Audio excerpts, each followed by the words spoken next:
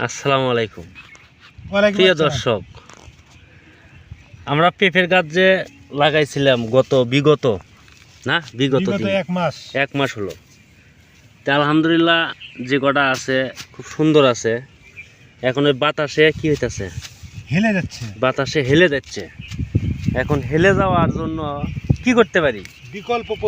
বিকল্প পদ্ধতি বের করছে আমার এক বড় ভাই সিআইডি। কেমনে কি করা লাগবে কোন থেকে? আগে এই খুঁটির সঙ্গে আপনার এইভাবে গেরো দিতে হবে। দেওয়ার পরে দুই মাথা দিয়ে এই গাছের গোড়ায় গেরো দিতে হবে। হ্যাঁ, যাতে খুঁটির গেরোটা নড়াচড়া না করে। বুঝতে পারলেন তো? হ্যাঁ, বুঝতে পারলেন তো? মানে এরকম ভাবেই করতে হবে আর কি। এইভাবে করতে হবে। আর এই যে গাছের গোড়াগুলো কি করতে হবে?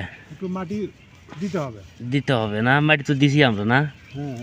মাটি দিছি, এটা মাটি যেটা বেঁকা আছে সেটা একটু সোজা করে দিতে হবে না? এই পাতা কি এটা ছিঁড়া দেবি?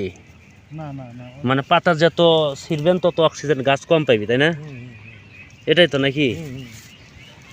তাহলে আমার একটু বুদ্ধি হয়েছে, একটু বুদ্ধি হয়েছে, বেশি হয় নাই।